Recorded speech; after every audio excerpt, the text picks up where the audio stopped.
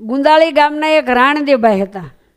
પિયરનો એટલો બધો સત્સંગ, અને પિયરમાં શીરને સાટે સત્સંગ રાખેલો, અને પછી શાસ્ત્રમાં આવ્યા, પણ ત્યાં સત્સંગ નહીં, ગુંદાળી ગામમાં.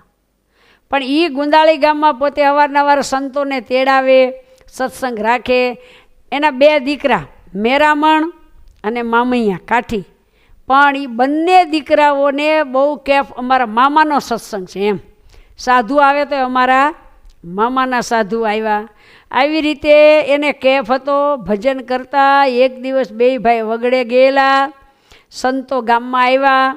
ત્યારે રાણદેવભાઈને ઘરે આવ્યા, અને સંતોને આગલા દિવસનો ઉપવાસ, ગાય બાંધવાના ઢાળિયામાં સાફસૂફી કરી, 3 પાણા મૂકી, સંતોએ તપેલીમાં ખીચડી મૂકી. રાણદેવભાઈ એક કાચું સીધું આપ્યું, અને સંતો રસોઈ કરતાં અડધી ફરધી ખીચડી ચડી.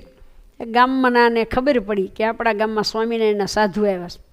તે ગામમાં જઈને બાપુને ચડાવ્યા કે બાપુ આપણા ગામમાં સ્વામિનારાયણના સાધુ આવ્યા. બાપુ કે ભલે આવ્યા, આપણે શું, આપણે ક્યાં ખાવા દેવું છે. તો બીજા કે બાપુ એને આપણા ગામમાં ન આવવા દેવાય, કાં કે આપણું ગામ બગાડ નાખે. બોલો કેવા ઊંધા સસમા છે દુનિયાના. સંતો હોય તો ગામ બગડે કે ગામ સુધરે. એ કે આપણા ગામમાં જો પછી હોકા નહીં પીવા દે, ચલમું નહીં પીવા દે, ને આવી બધી વાતું કરશે. બાપુ કે જાઓ કાઢી મૂકો. બાપુના હુકમથી સંતોને ખીચડી ખાવા ન દીધી, પાટું મારીને તપેલી પાડી દીધી ચૂલેથી, સંતોને ધક્કા મારીને કાઢી મૂક્યા ગામ બહાર. એટલે ડોશીમાં તો જેમાં નહીં, બેઠા બેઠા ઓસરીને કોરે રોવે છે. ત્યારે 2 દીકરાઓ આવ્યા, કરે રે માં શું થયું? તો કે કાંઈ નહીં, આવી રીતે સંતોને ભૂખ્યા કાઢ્યા. 2 ભાઈને એ બધી ચાનક ચડી કરે, અમારા સંતો આવ્યા, અમારે ઘરે ખીચડી જમતા અને આ જમવા ન દીધા.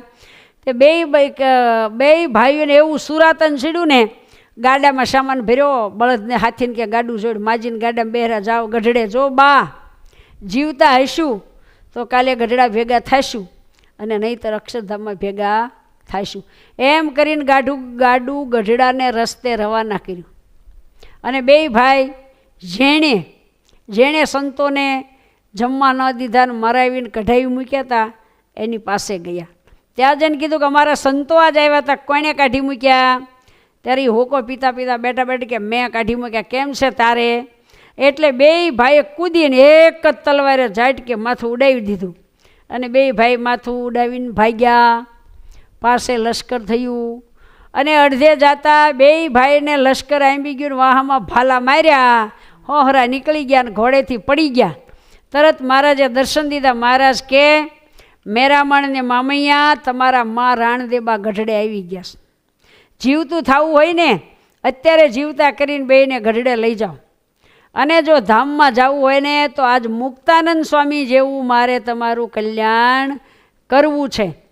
ત્યારે 2 ભાઈએ કીધું કે મહારાજ જન્મ જન્મ મુનિ જતન કરાહી, અંત સમયે રામ આવત નાહી. મરતી વખતે ભગવાન કોને સામે હોય? માટે ધામમાં લઈ જાઓ ને અમારું કલ્યાણ કરો.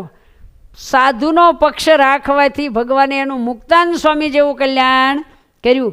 અને લોયાનું 3જું વચનામૃત, એમાં મહારાજ કીધું કે ભગવાન અને ભગવાનના ભક્તને માટે, સંતને માટે શું ન થાય, એ વાતમાં મહારાજે આ 2 ભાઈને યાદ કર્યા છે. 33 જણાના નામ લીધા.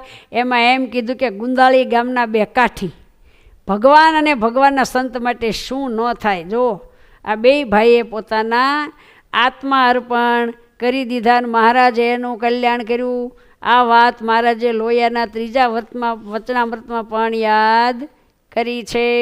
આવા તો કેટલાય સુરીર ભક્તો, પ્રેમી ભક્તો, સેવાભાવી ભક્તો થઈ ગયા છે.